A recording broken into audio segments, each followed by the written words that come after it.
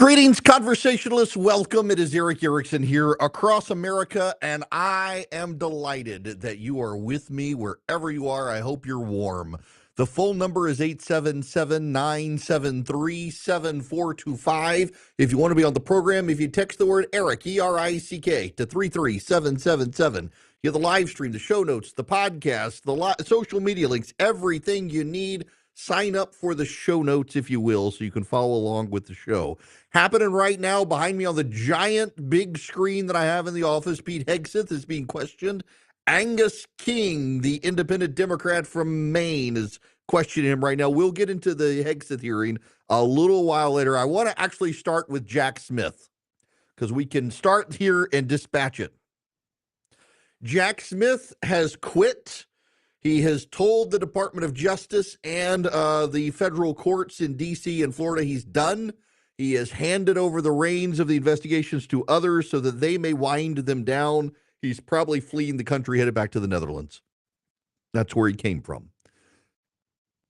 Jack Smith sent his report, well, the DOJ sent his report to Congress. The Democrats promptly leaked it, and the big headline story today is Jack Smith says Donald Trump would have been convicted. And they're making this out to be a very big story. Now, for contrast, the special prosecutor who investigated Joe Biden's classified documents said that Joe Biden would have been convicted too, except they think the jury would have found him to have dementia, and so they wouldn't have wanted to convict a doddering old man. Notice the media downplayed the part about where the special prosecutor thought Joe Biden was guilty, and they really tried to downplay the part that he didn't think he could get a conviction because Joe Biden had dementia. They tried to downplay all of that. But with Jack Smith, they're overplaying it. Y'all, you know, I used to be a lawyer. I'm on the 10th or 11th step of recovery from being a lawyer. It's a horrible job being a lawyer. God bless those of you who are lawyers listening right now. Chad over in Montgomery, Alabama, God bless you for being a lawyer. Y'all, so if you're a lawyer, there's this thing called a client, and they have problems. And their problems become your problems. And oftentimes there's an easy solution, except they're mad and they don't want to take the easy, good solution. They want to complicate their lives and yours. Being a lawyer was something. Being a prosecutor can be fun. I interned in a DA's office one year when I was in college, thinking about going to law school, interned for a DA. And it was fun. And I got to tell you, I learned something. I've never met a prosecutor who took a case to trial who thought, probably not going to convict this guy. If you're a prosecutor and you're taking a case to trial, you undoubtedly think that you can convict.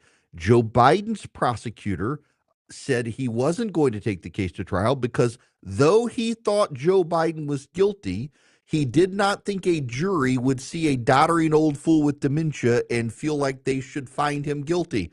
So he decided not to send the case to trial. Jack Smith looks at Donald Trump and says he's sharp, he's bright, he's combative, he doesn't have dementia. I think I can throw that SOB behind bars. And the American Press Corps very dutifully ran it. I'm a big John Berman fan. John Berman at CNN, he was there when I was there. He's a very nice guy. He's a very good reporter. I was a little disappointed in John Berman. He started his show today. The prosecutor says Donald Trump would have been convicted had he gone to trial. That was the big takeaway. New York Times as well. The New York Times broke the story. Jack Smith says Donald Trump was guilty. Guilty. Why is it liberals always believe you are innocent until proven guilty by a court of law, except when you're a Republican? If you got an R next to your name, and it doesn't matter if you're Donald Trump or Joe Blow from Akron, if you've got an R next to your name, guilty. The prosecutor says you're guilty. Who cares about the trial? It's a waste of taxpayer dollars. We should just go on, dig a hole under the jail, and put you there. The prosecutor said you're guilty. If you've got a Democrat who is caught on camera diddling children, we don't know. We don't. I mean, there could be extenuating circumstances. It could be a cheap fake. It could possibly be a cheap fake of him abusing the child live on footage on Dateline with Chris, what's his name, showing up with the camera crew. It could be cheap fake, AI generated. We don't know. Take it to the jury.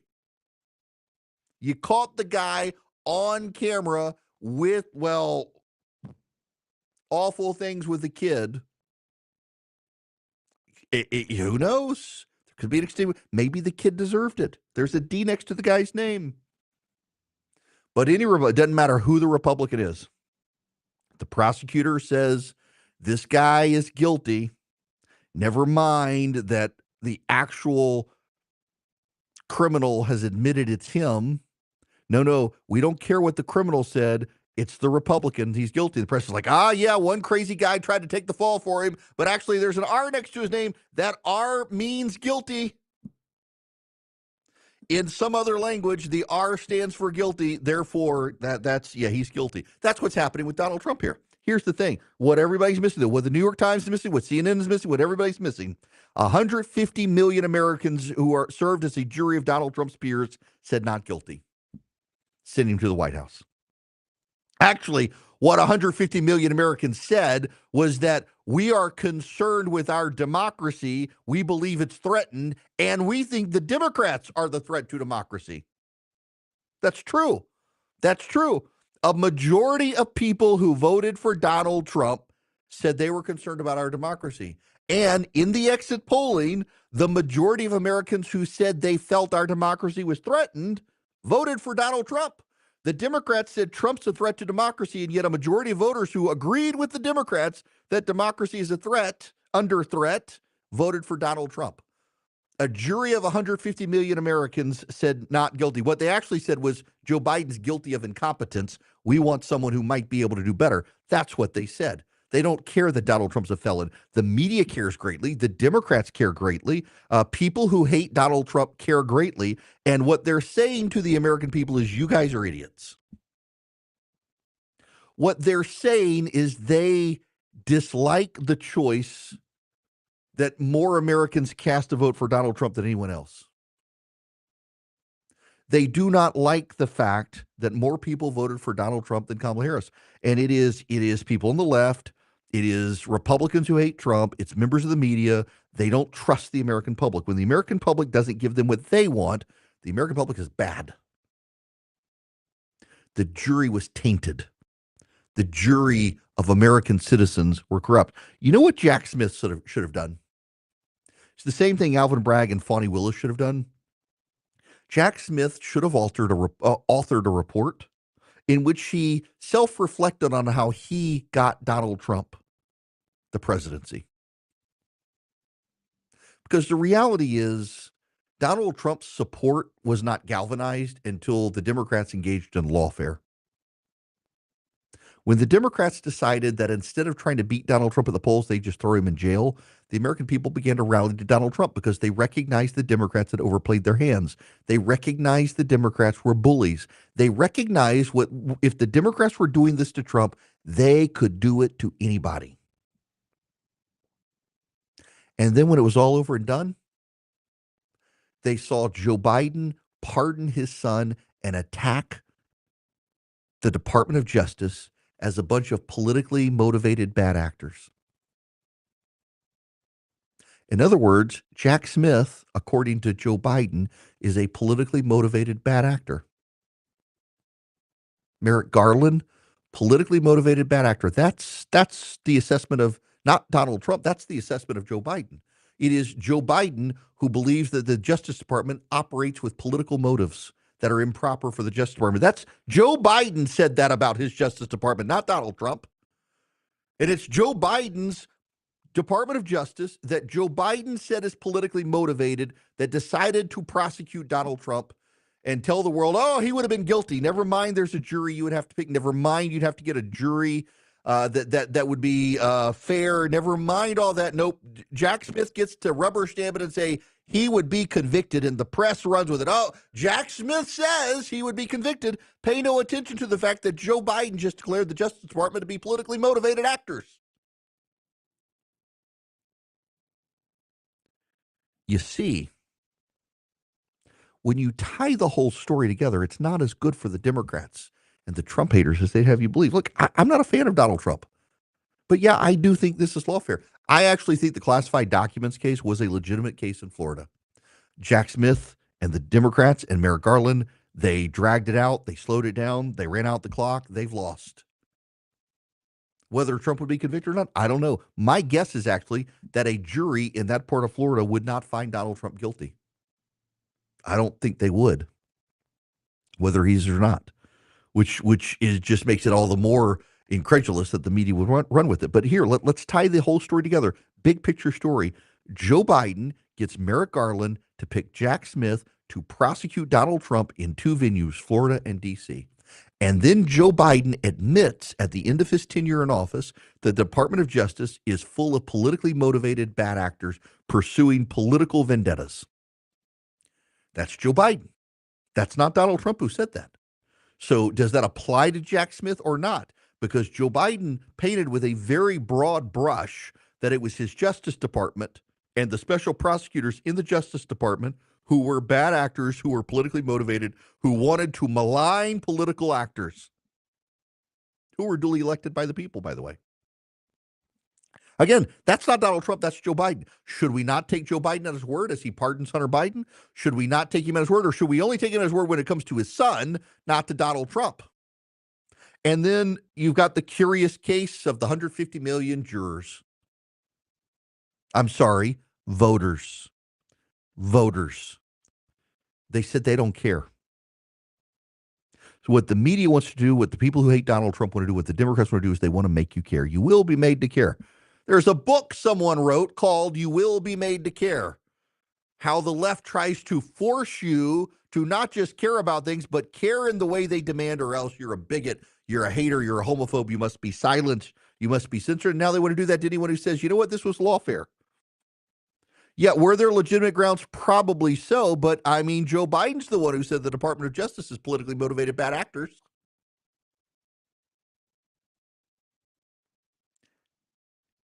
For the rest of their lives, Democrats and members of the media are going to be furious that they did not get him. Not only did they not get him, they got him reelected. Notice there's not screaming about Russia this time. There's not screaming about hacks. There's not screaming about stolen elections. There's not screaming about all the stuff the Democrats bellyached about in 2016. They know he beat them fair and square.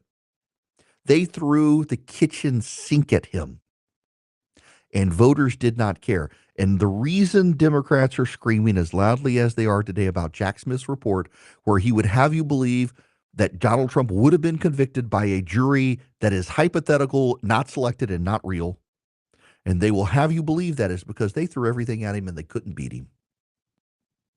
So they can only rest on their dreams, not on reality.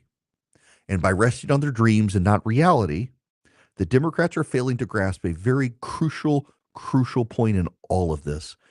And that's that despite throwing the kitchen sink at Donald Trump, 150 million Americans decided they would rather still have Donald Trump than have the Democrats.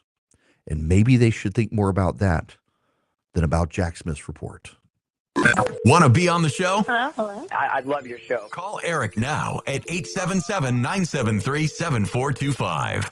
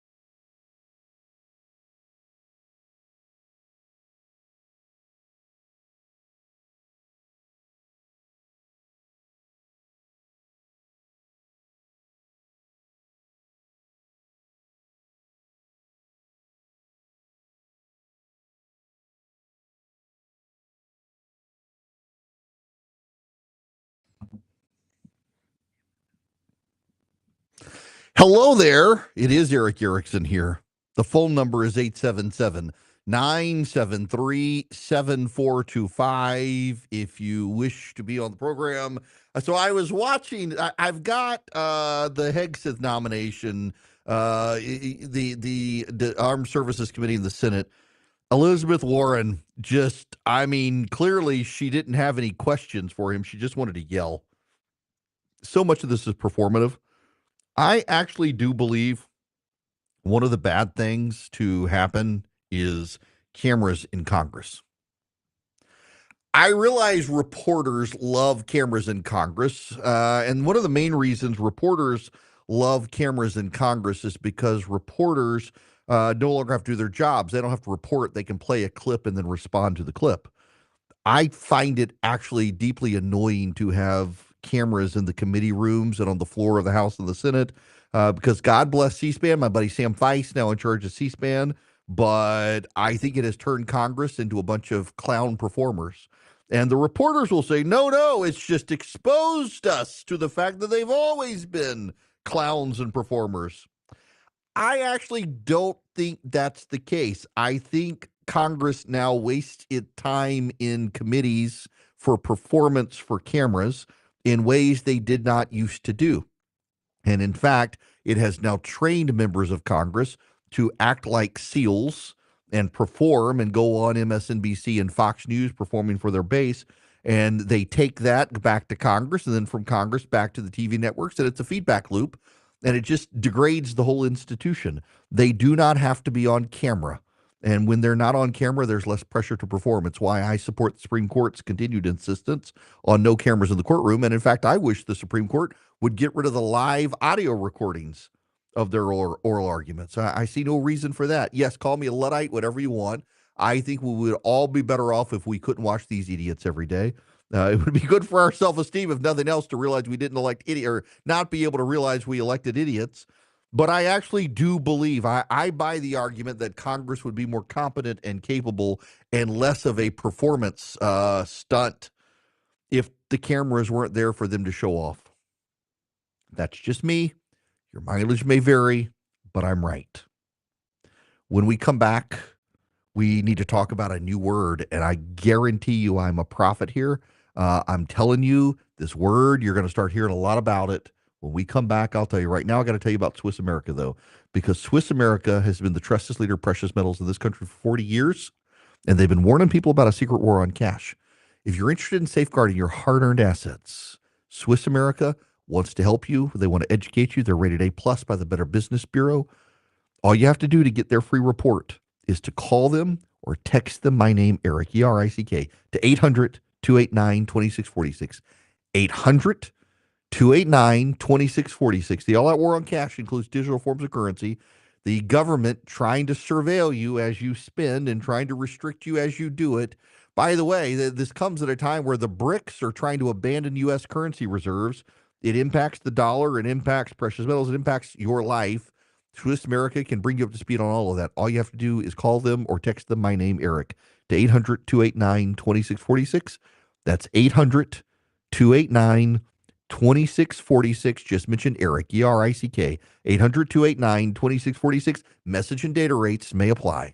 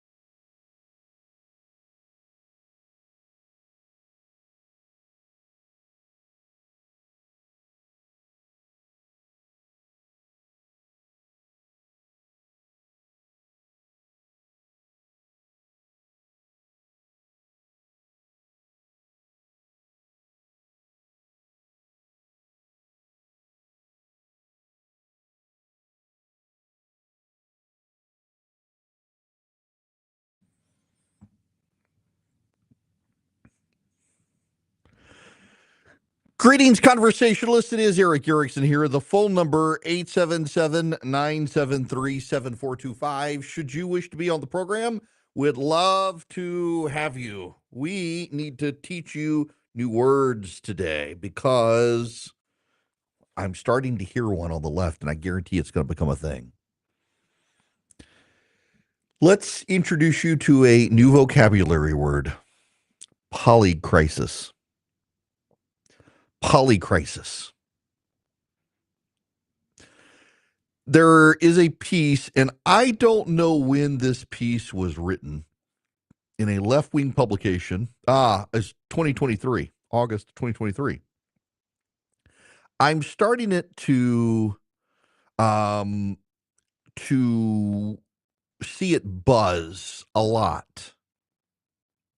And we can trace it, I think, to Adam Tooze, who's a professor at Columbia University, who has a column in the Financial Times, and he, in October of 2022, wrote a piece called Welcome to the World of Polycrisis.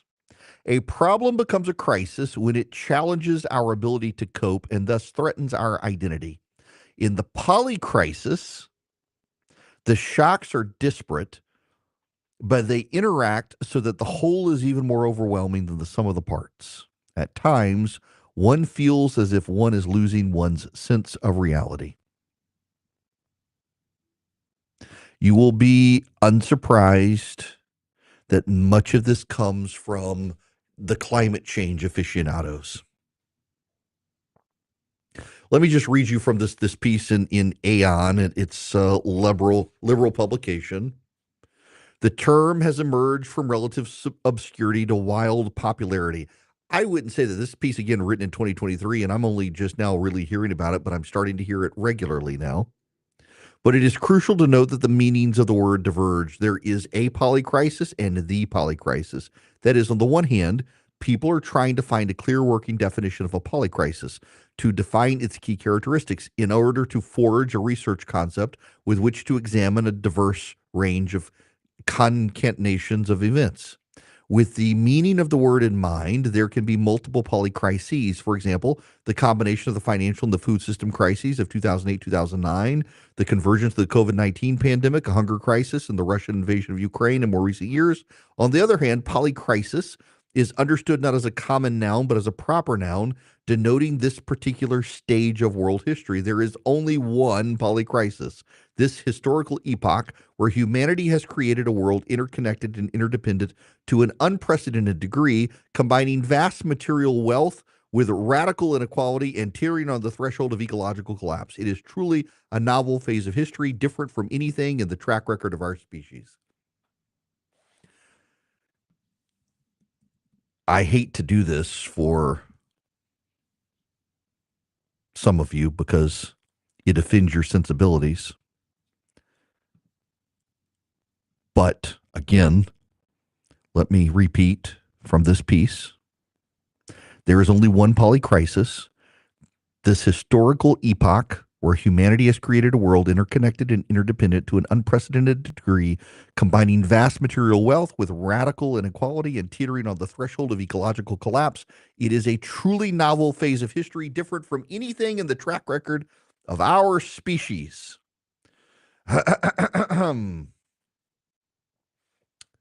For everything there is a season and a time for every matter under heaven, a time to be born and a time to die, a time to plant and a time to pluck up what is planted, a time to kill and a time to heal, a time to break down and a time to build up, a time to weep and a time to laugh, a time to mourn and a time to dance, a time to cast away stones and a time to gather stones together, a time to embrace and a time to refrain from embracing, a time to seek and a time to lose, a time to keep and a time to cast away, a time to tear, a time to sow, a time to keep silent, a time to speak, a time to love, a time to hate, a time for war, and a time for peace. That would be Ecclesiastes. Ecclesiastes chapter 3. In Ecclesiastes 1, verse 9, what has been done is what will be, and what has been done is what will be done, and there is nothing new under the sun. Is there a thing of which it is said, see, this is new? It has been already in the ages before us. There's no remembrance of former things, nor will there be any remembrance of later things, yet to be among those who come after. I really love it when progressives with no sense of history declare this is a brand new spanking time in our epoch. We've never had these things before. Go back to the literature of the American Civil War. You hear certain similar phrasing. They didn't use the word polycrisis, but they were overwhelmed on all fronts, economically, militarily, spiritually. They were overwhelmed. In World War I, we had the confluence of the Spanish flu and the trench warfare of World War I and an economic meltdown. In World War II, we had things similar. And yet every time progressives are like, oh, it's new now. There's brand new. We don't, it's a polycrisis. And essentially what the left is leaning towards, and you're going to start hearing polycrisis a lot. It's essentially excuse making. It's a way for the left to say it's out of our hands. It's so many different complex systems spinning out of control. It's a polycrisis, and there's nothing we can do. It reminds me of Jimmy Carter complaining that the presidency had gotten too big for one man, and it turned out it was only too big for Jimmy Carter. The left is in a period of excuse making.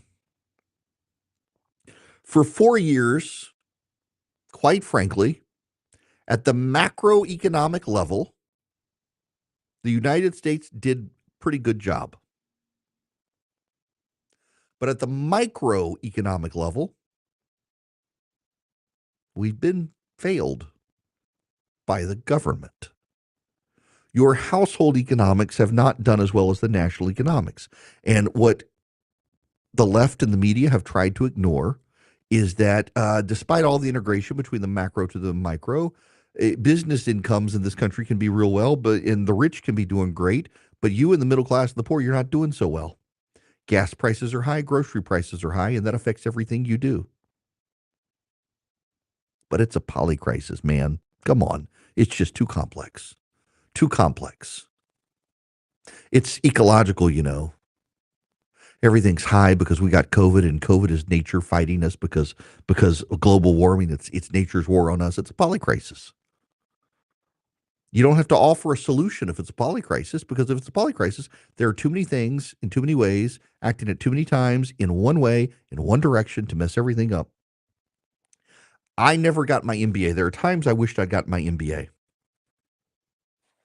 Haven't gotten my MBA. I've been working on my MDiv instead, which is probably actually better in this day and age.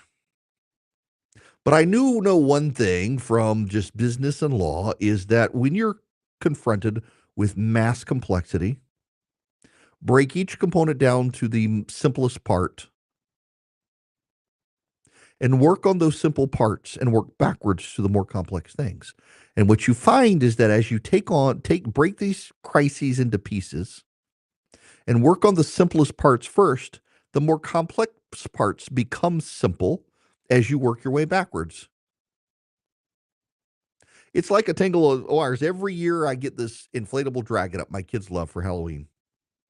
And every year I tell myself I'm going to put it in the box and I'm going to remember to separate all the cables and whatnot. And every year inevitably I pull it out and everything's a jumbled mess. And I got to stand on the front lawn and I've got to untangle the cords that hold the dragon into the ground. And I got to separate them into their individual components because they're just a big jumbled mass. And I never say, oh my gosh, it's just so much. I'm overwhelmed.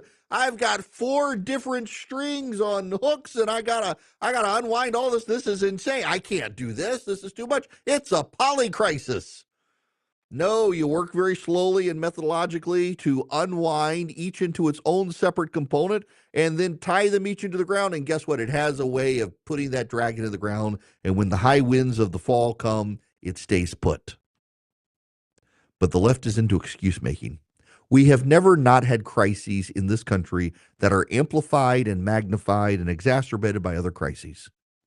Only now, because of the left and their refusals to acknowledge that there are some things we're not going to do as a country when it comes to global warming and we should adapt. They don't want us to adapt. They want to scream polycrisis and demand more power for themselves and their scientists. And that ultimately, at the end of the day, that's what this is. It's a power grab. They want more power. They want more money. They want to be the authoritarians they have warned us about. They want to have the bureaucrats and the technocrats be able to snap their finger and have their way and do whatever they want to do. And they're furious. They're mad that they can't do that. In California, they have tried to ban fossil fuels. They have tried to ban the fossil fuel burning car. And what do they want you to do? They want you to be in an electric vehicle. In the electric vehicles that are now powerless in Southern California and whose batteries are exploding in garages, exacerbating the wildfire. They've tried to limit your choice. They've tried to limit your abilities, and that's their response to what they call a polycrisis. It's to punish you and limit you. It's not to figure out the inner workings and untangle the multiple crises into their individual components and solve them. It's to demand more control and more power for themselves, not to solve a problem they've decided is now not solvable, but just to take power from you. They don't like you. It's like going back to the Jack Smith report. The media does not want to recognize that a jury of 150 million of Donald Trump's peers decided that Joe Biden was guilty of incompetence. Therefore, they would send Donald Trump back to the White House, convicted felon or not. They don't want to acknowledge that the voters have signaled they don't care. They don't want to acknowledge that the voters have signaled they're ready to move on. They don't care about that. They care about themselves. They care about their coverage. They care about their ideas. They care about their values. They care about what they think is most important, not you. It's why their ratings are in the tank. And meanwhile, they're going to start screaming, polycrisis. The world is too complex for you to be able to navigate. You must hand it over to progressives and their technical bureaucrats and let them solve all the problems, because it's a polycrisis. This word is going to start showing up so much more now. It's really creeping up with California and the wildfires. As more fires, by the way, the winds have picked up. Another fire broke out last night. Water is running low. And what are the individual tangible components? Let's not even be dismissive of climate change. Let's say that, climate change actually is causing drought, increasing winds, raising temperatures, drying things out. By the way, none of that is true. It's whether the left believes it, but none of it is true. In fact, the data shows that the rains in California have been variable for the past 100 years, well before people were screaming about climate change. They have seasons of heavy rains and seasons of light rain. It's an annual and seasonal thing. The winds as well. They've had 100-mile-an-hour Santa Ana winds. They've had wind gusts up to 185 miles an hour coming through the canyons in the past. But let's just say, for the sake of the argument, they're right. It doesn't matter still, because it wasn't climate change that caused them to shut down a reservoir. It wasn't climate change that caused them not to put water pumps on a generator. It wasn't climate change that caused them not to clear the underbrush. It wasn't climate change that caused the mayor of Los Angeles to be in Ghana. It wasn't climate change that caused them to fire the firefighters because they wouldn't take the COVID vaccine. It wasn't climate change that caused those things. It was other progressive policies. And so when they want to scream, it's so complex, it's so multifaceted, it's a polycrisis.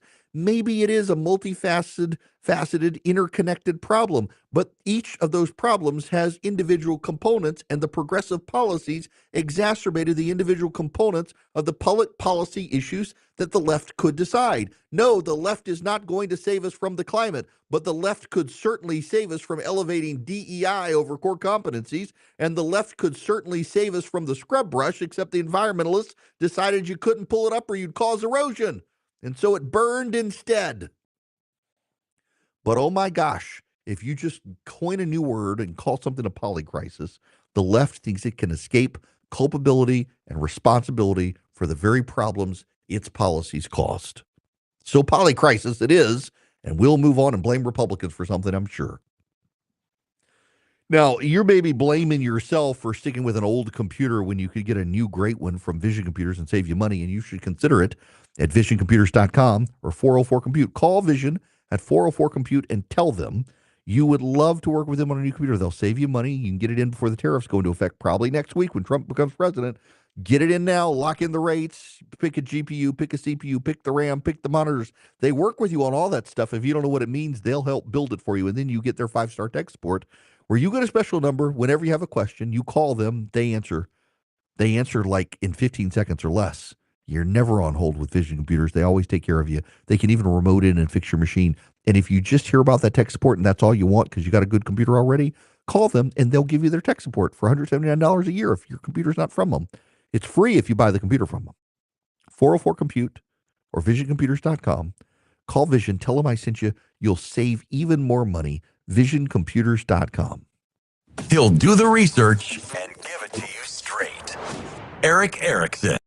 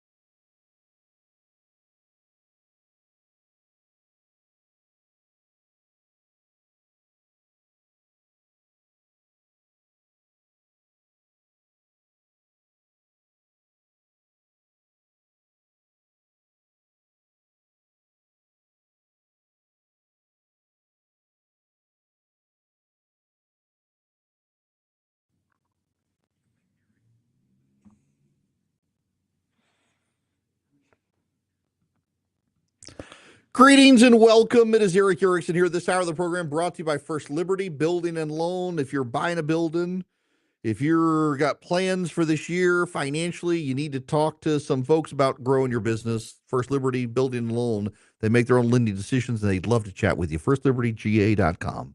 FirstLibertyGA.com. Tell them I sent you. Spend 10 minutes with them. See if they're fit for you. See if you're fit for them.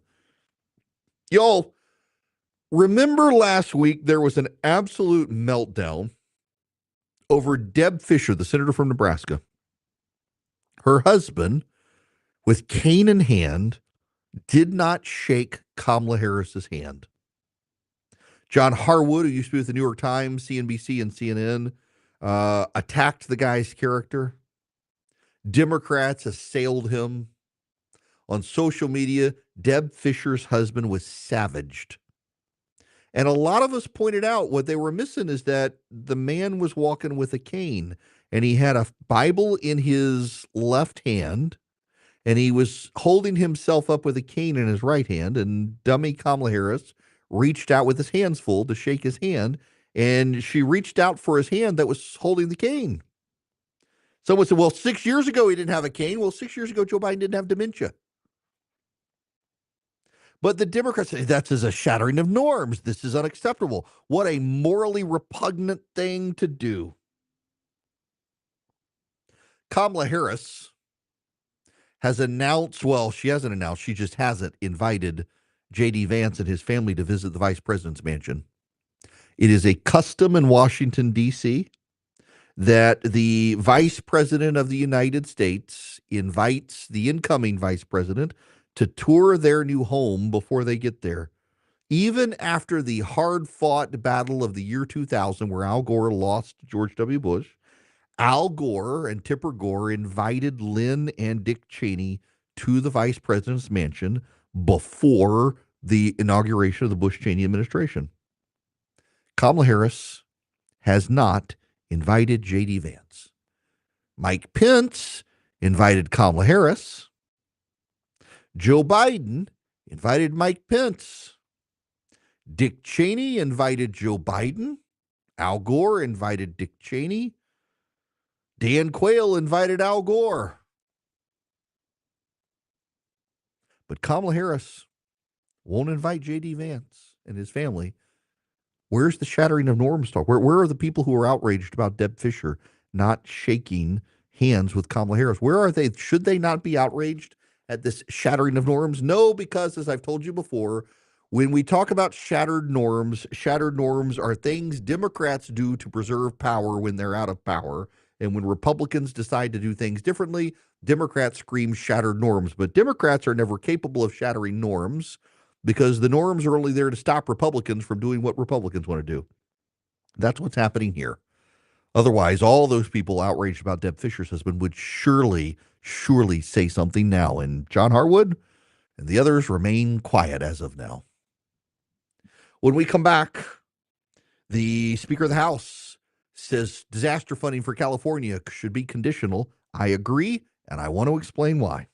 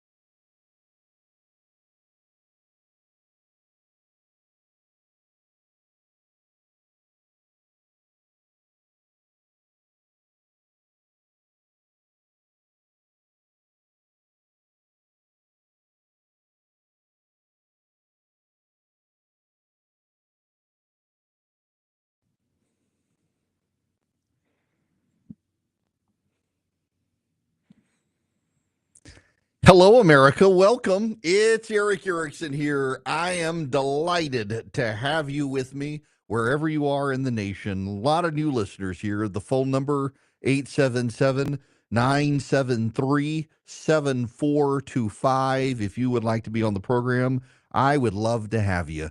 If you text the word data to 33777, you will be able to get the show notes and get a discount on the show notes. So every day when the show goes live, you get everything. Now, real quick, this is important.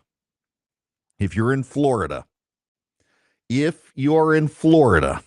particular, we've got multiple affiliates across the state of Florida, and I need your attention right now.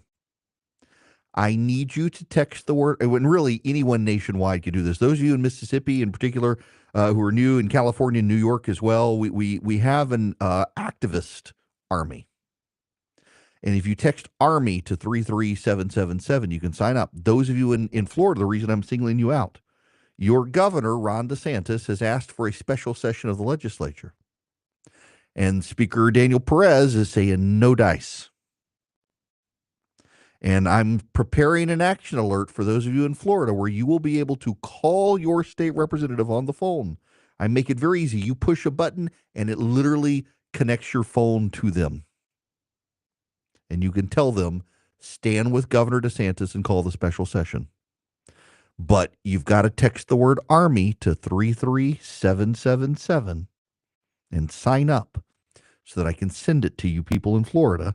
And you can call. Now, why is it important? It's important because the legislature doesn't meet for 50 more days. Donald Trump wants to begin deporting illegal criminal aliens on day one, and that happens next week.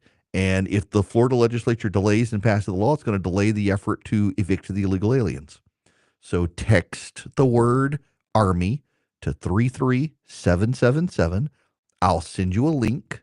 Sign up.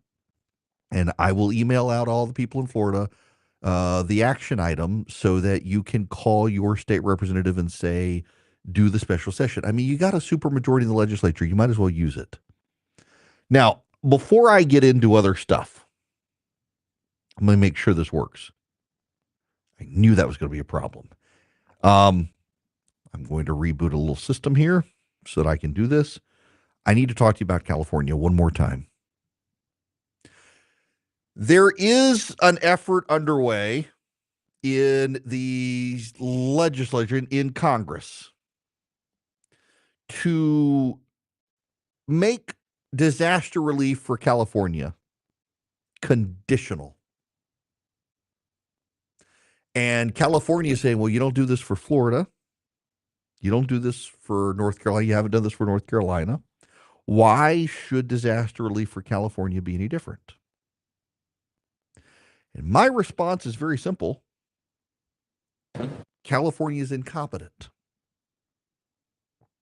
Here's the Speaker of the House, Mike Johnson. Well, you heard it play and then it didn't play. Let me redo this wire. So Mike Johnson says it should be conditional in the House of Representatives. Providing California without any conditions at all. I think we've got to have a serious conversation about that. Obviously, there's been water resource mismanagement, forest management mistakes, all sorts of problems. And it does come down to leadership. And it appears to us that state and local leaders were derelict in their duty in many respects. So that's something that has to be factored in. I think there should probably be conditions on that date. That's my personal view. We'll see what the consensus is. I haven't had a chance to socialize that with any of the members over the weekend because we've all been very busy, but it'll be part of the discussion for sure. What about the 10-limit increase? What about That's Mike Johnson. This is Congressman Nunn from Iowa, a Republican congressman on CNN. What's the nature? Yeah, Kayla, you're absolutely right. That were just. But I also want to say, I also want to highlight here, as we heard from our own fire chief here in LA, there's a situation right now where they felt like they were chronically underfunded. They didn't get the training and the resources they needed. And they don't want to be political about this, but they felt like they were left in a lurch. I think this is tragic when we have a situation where we're pulling in 900 conscripted prisoners to help fight a fire in a situation which is truly historically massive in magnitude. But we also have a state which has just fallen flat in its responsibility because This is not the first time this has happened. I mean, here's the issue. In fact, there's a story today in the New York Post that kind of blew my mind. Here's the headline: How California eco-bureaucrats halted a Pacific Palisades fire safety project to save an endangered shrub. California's ecological bureaucrats halted a wildfire prevention project near Pacific Palisades to protect an endangered shrub. In 2019, the Los Angeles Department of Water and Power began replacing nearly 100-year-old power line poles cutting through Topanga State Park when the project was halted within days by conservationists outraged that federally endangered Broughton's milkvetch plants had been trampled during the process. The goal of the project was to improve fire safety in the Pacific Palisades area by replacing the wooden poles with steel, widening fire access lanes in the area, and installing wind and fire-resistant power lines. After all, the area was identified as having an elevated fire risk, according to the Los Angeles Times. The project will help ensure power reliability and safety while reducing the wildfire threat, said the Department of Water. Those wooden poles were installed between 1933 and 1955 and are now past their useful service life. But after an amateur botanist hiking through the park during the work saw the harm done to some of the Broughton's milkvetch, a flowering shrub with only a few thousand species remaining, and complained, the project was halted. Instead of fire hardening the park, the city ended up paying $2 million in fines and was ordered by the California Coastal Commission to reverse the whole project and replant the rare herb. The work saved 200 of the milkvetch plants, almost all of which have now been torched in the wildfires that consumed Topanga Canyon, along with nearly 24,000 acres of some of LA's most sought-after real estate. At least 8 people have died and 5,000 homes were destroyed in the fire. That's only 14% contained as of yesterday. The good news for the milkvetch is that they need wildfires to sprout.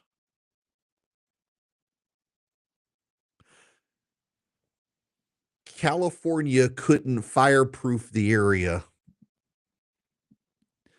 because amateur botanists complained, and the California Coastal Commission fined LA $2 million.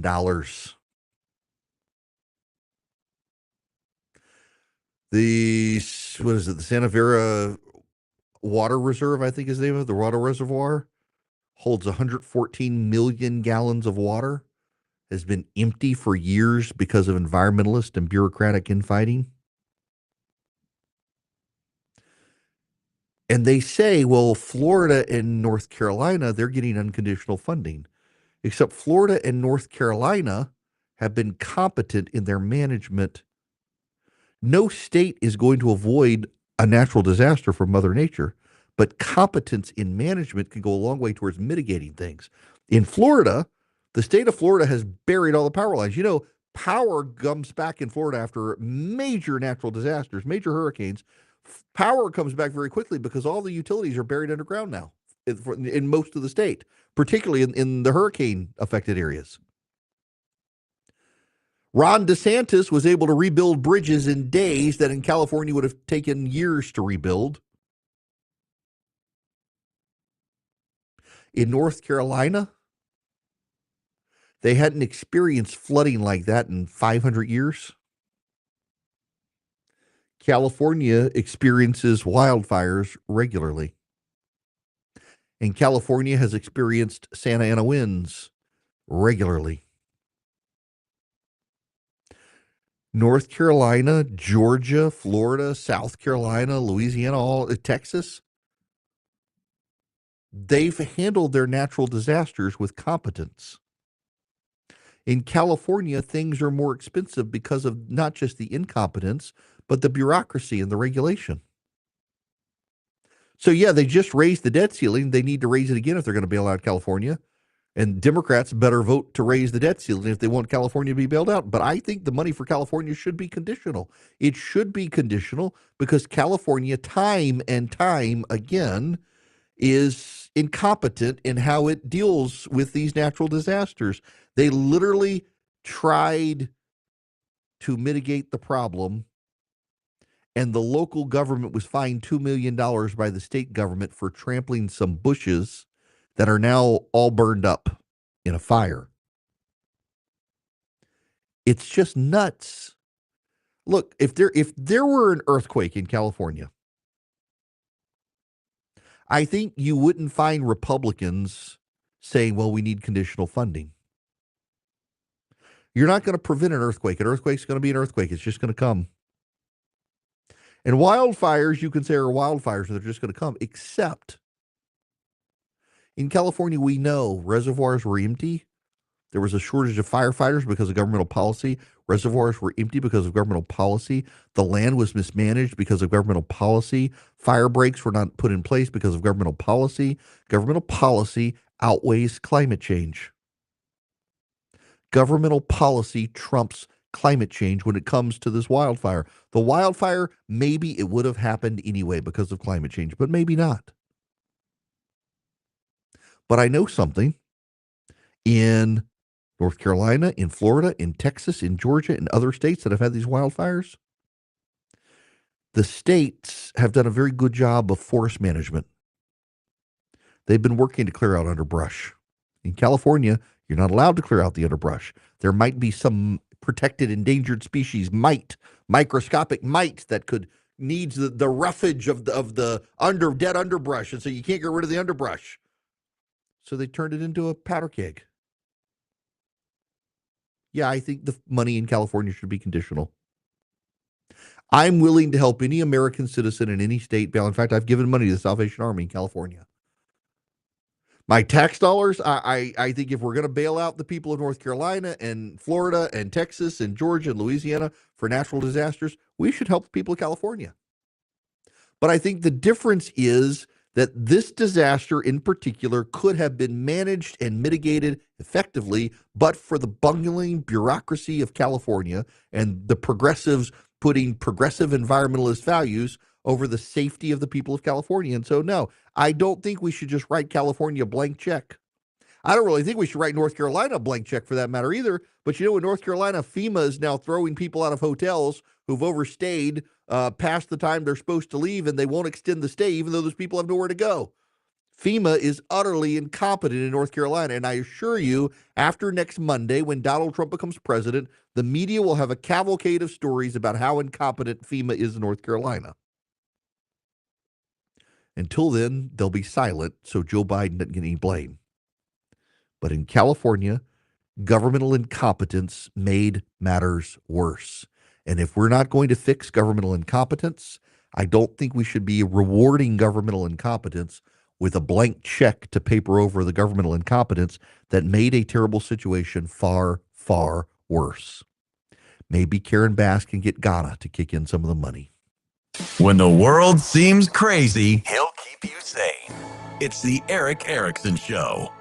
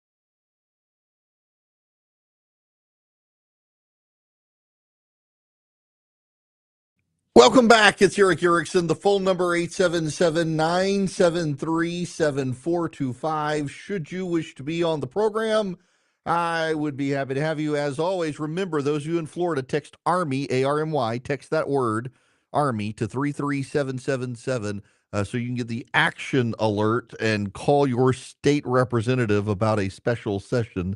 Tell them to stand with Ron DeSantis against the Speaker of the House in Florida. Progressives are trying to cancel Carrie Underwood. You know Carrie Underwood. After progressives canceled Hank Williams Jr., Carrie Underwood took a spot with Monday Night Football or Sunday Night Football. The left is trying to cancel Carrie Underwood because she's agreed to sing America the Beautiful at Donald Trump's inauguration. I thought we were beyond this.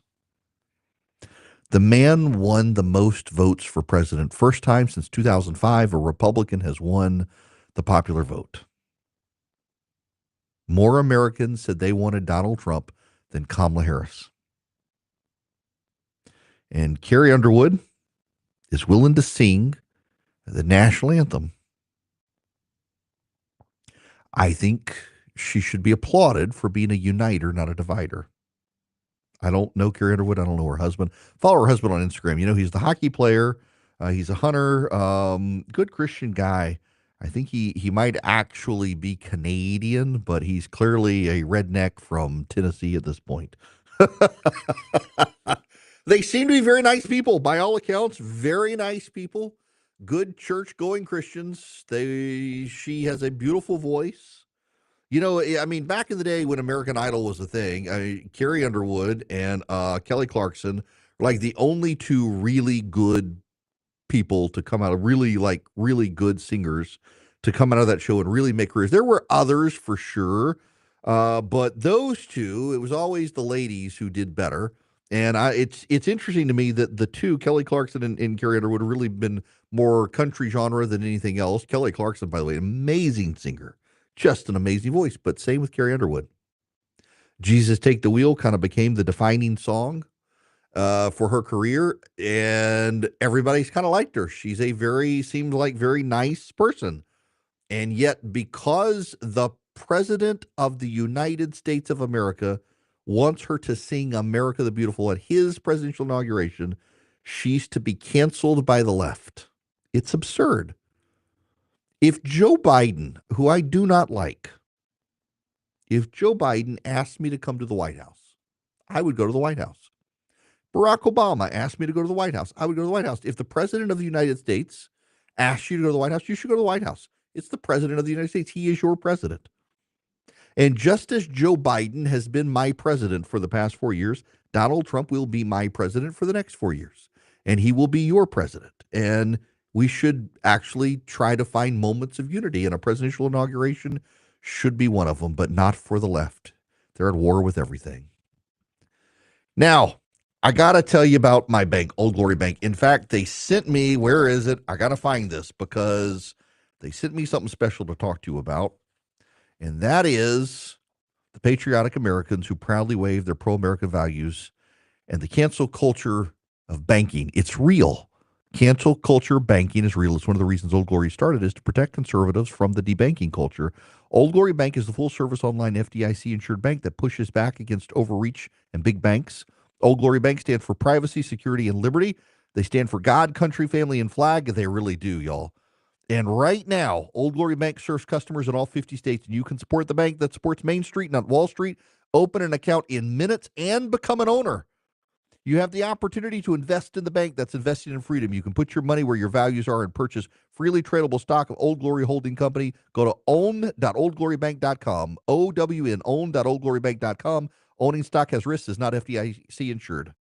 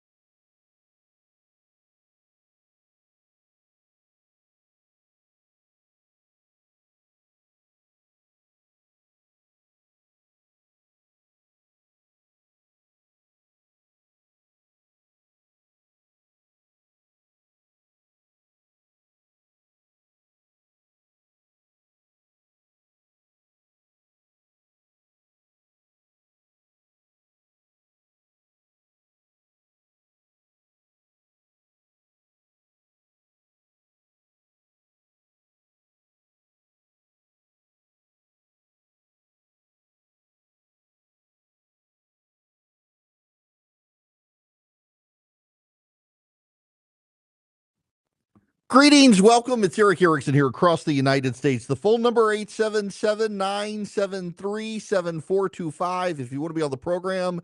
Look, the Hegseth nomination hearings, they're still ongoing.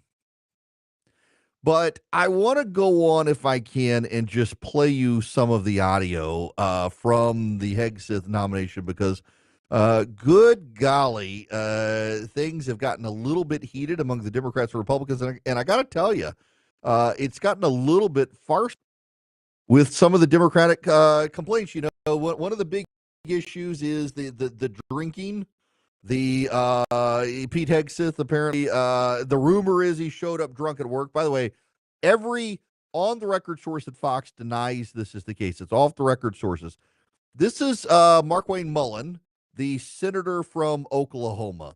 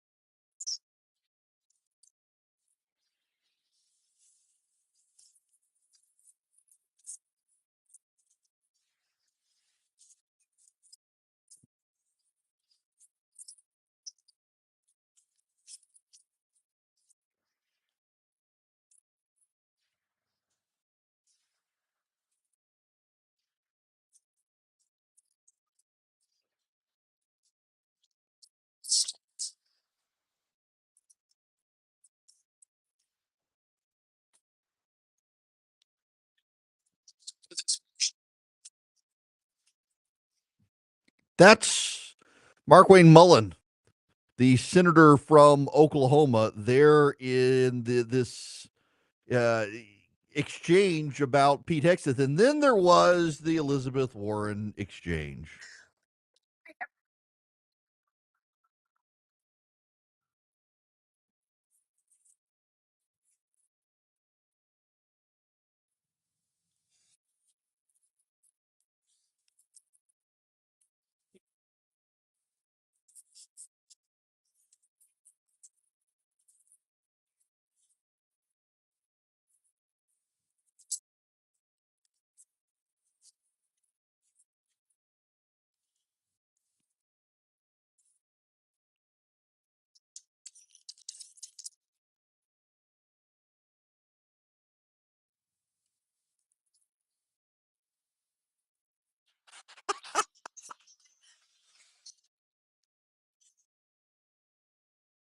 And she was fine with Lloyd Austin jumping from Raytheon.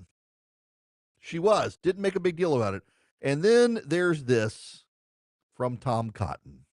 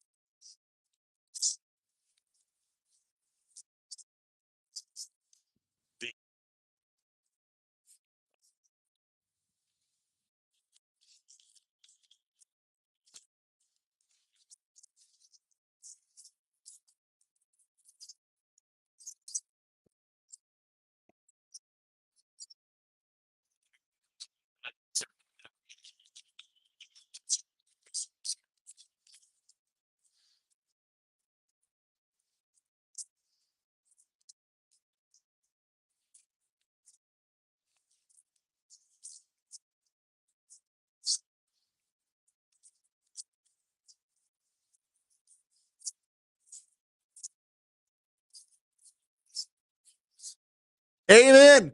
Confirm the man. Amen.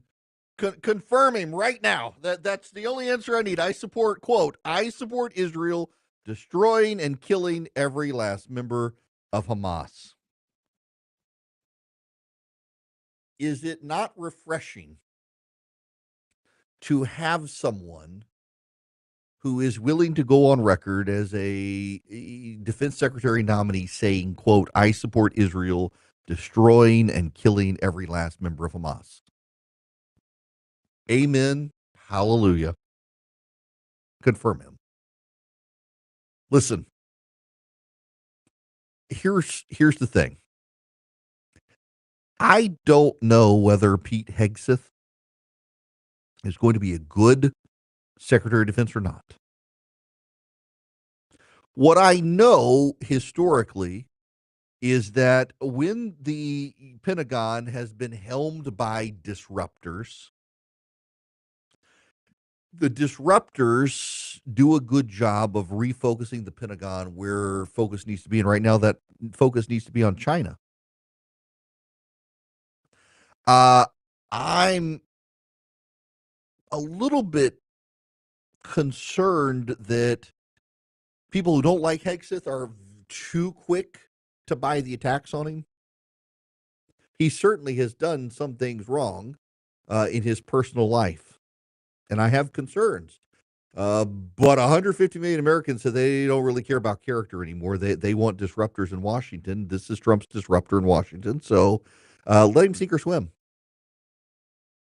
Put him in and see. I have no ideological opposition to Pete Hegseth. The Defense Department needs reform. Hegseth, in his nomination, opening remarks, I believe, pointed out actually that we won World War II with hardly any four-star generals, and now we've got like 40. Here's the quote. This is direct quote from Hegseth. We won World War II with 7 four-star generals. Today we have 44 four-star generals. There's an inverse relationship between the size of staffs and victory on the battlefield. We don't need more bureaucracy at the top. We need more war fighters empowered at the bottom. Yes.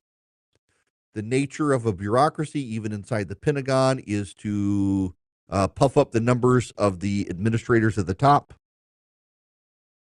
at the expense of those in the trenches at the bottom. You see it in schools, where there's now a deputy junior undersecretary superintendent for photocopiers who gets paid 6 figures while the teachers are still struggling. Put Hegseth in. Let him secret him. I don't know whether it's going to be good or not, but let him see if he can disrupt the place. Let him see.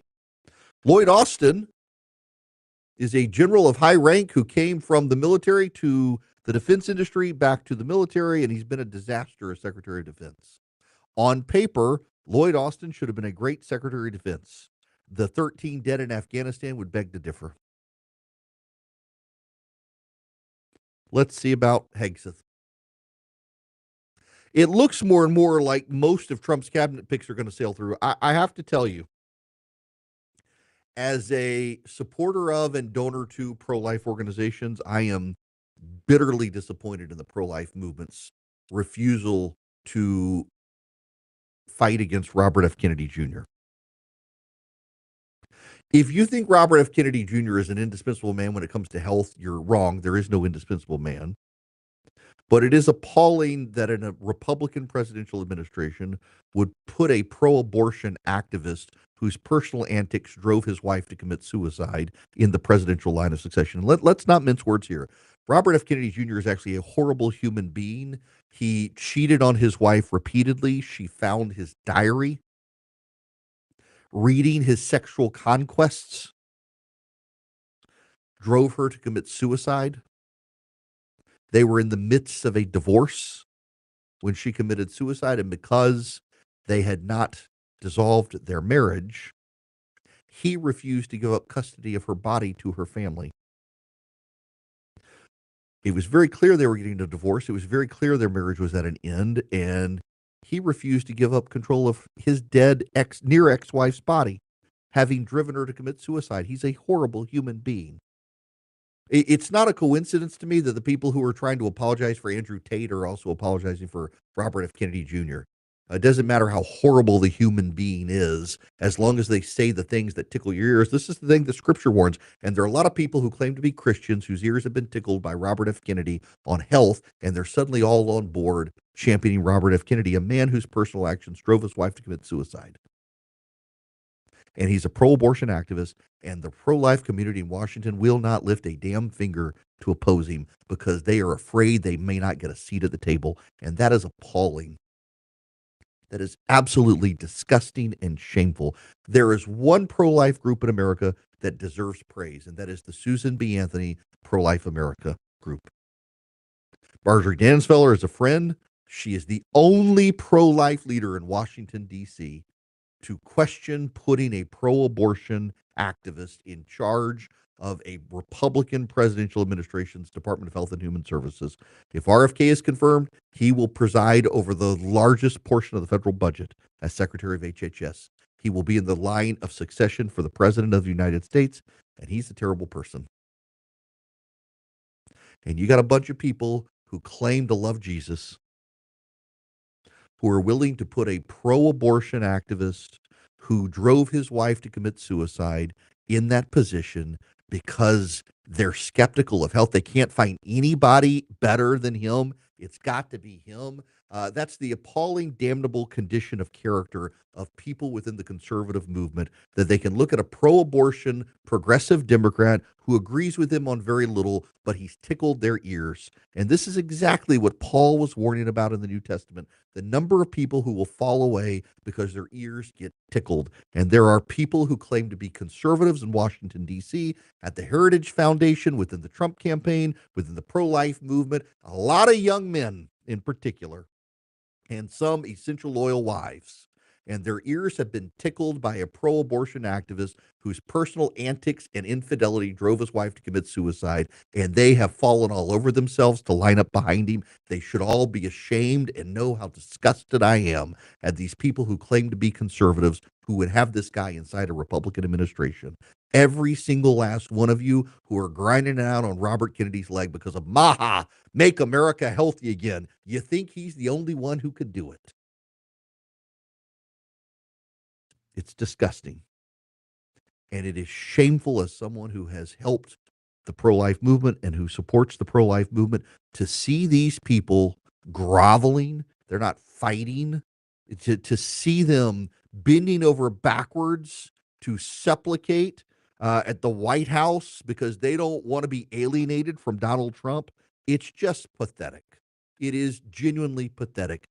This guy is a Kennedy Democrat. He's a liberal, and you want him in this administration, and let's completely ignore his entire lengthy record because he said a couple things you like, and you've become skeptical of vaccines, and he's the leading conspiracy theorist of vaccines, so let's put him in charge. Shame on all of you. Absolutely shame on all of you. It's disgusting, and particularly disgusting that a pro-life movement would abandon all of its long-held convictions for a man whose personal antics drove his wife to commit suicide, who is regularly unfaithful, and who supports abortion.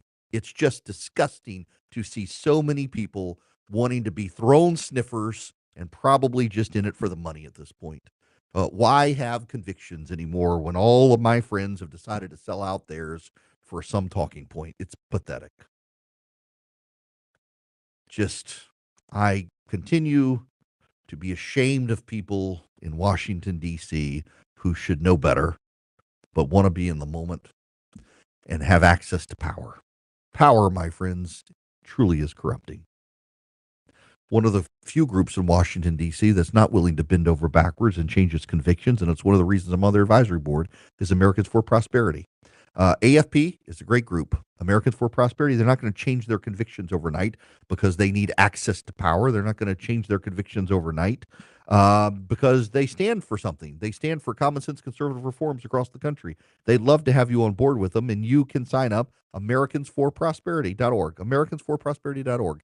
AFP puts points on the board. You know, they're actually going to commit millions of dollars to rallying activists to support the tax cuts that are coming. It's one of the policies they support, along with school choice. and common sense conservative reforms to benefit families. All you have to do to support Americans for Prosperity is go to americansforprosperity.org.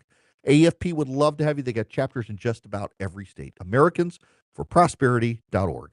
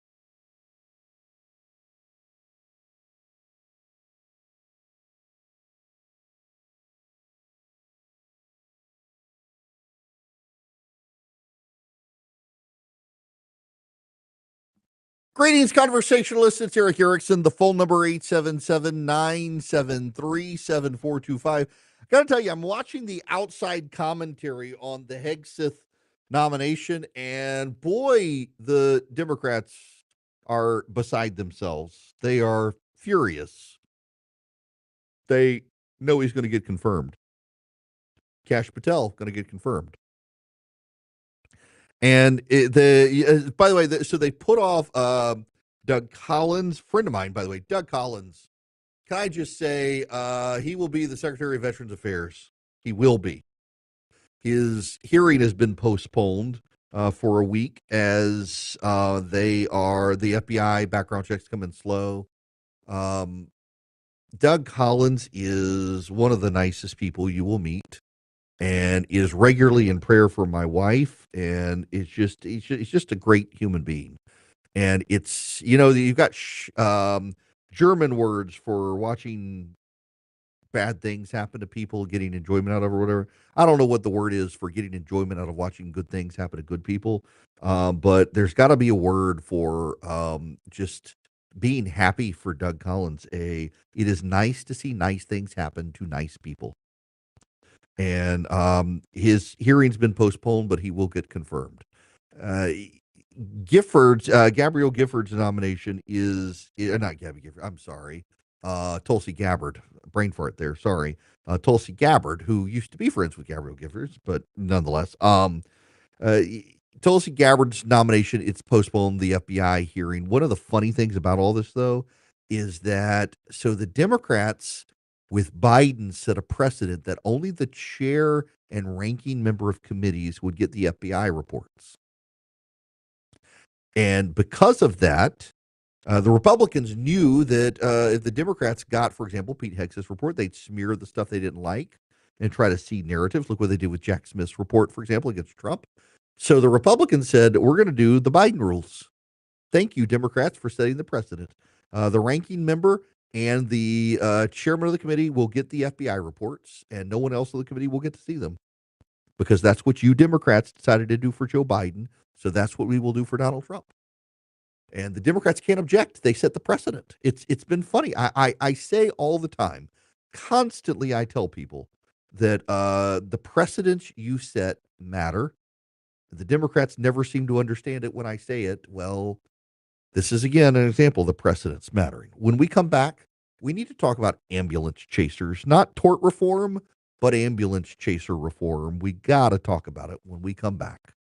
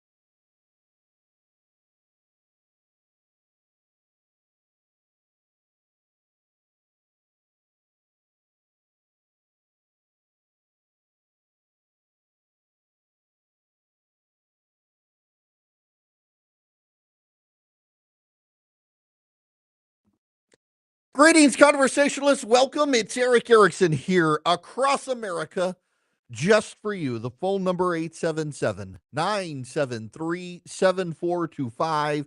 Should you wish to be on this program, I would love to have you. So I'm going to talk about something now. Full disclosure, don't get mad at me. Program directors of America, do not get mad at me. I'm going to use a local issue near me to talk about a national issue. First, legislatures across America are beginning to convene. Here in Georgia, our state legislatures started off with some kumbaya moments. They always do. We have in my state, blessedly, a fantastic speaker. It is wild for me to say nice things about a Speaker of the House in Georgia, and yet I've been impressed with John Burns. Got to know him. Nice guy. Lieutenant Governor Burt Jones, probably the future governor of Georgia. Great guy. And then, of course, we have Brian Kemp, the first Republican governor in the state of Georgia since Reconstruction to have been a Republican. The prior to Sonny Perdue and Nathan Deal, good people, fine gentlemen, but they started off Democrats and they became Republicans. Brian Kemp is literally the first guy to be elected Republican governor in Georgia since Reconstruction to have been always a Republican in elected office. And he's a great one. And I need them to do two things for me. Now that I've said flattering things about them, I need them to authorize me to have flashing blue lights in my car, not to arrest people and give them tickets, but just to scare the hell out of the slowpokes from Florida in the left lane. Just flip on all the blue lights, get them over, and I'll keep going. I won't stop. I won't arrest them. Just flip on the lights, get them out of the left lane, turn off the lights, and keep driving. I do not understand. Y'all, listen, those of you down in Florida on WSKY, on WDBO, on WOKV, on WFTL, listen, all of my beloved Floridians, y'all know it too. It's all those damn New Yorkers who moved down there to be with you during COVID, and they're trying to drive back to New York for, I have no idea reason why, and they're going 65 miles an hour in the left lane, and the speed limit is 70. I do not understand why this is the case. And all I ask my legislature to do is give me, Erick Erickson, not everybody, just me, blue lights to flash my car and get those idiots out of the left lane so the rest of us can continue moving. It drives me insane.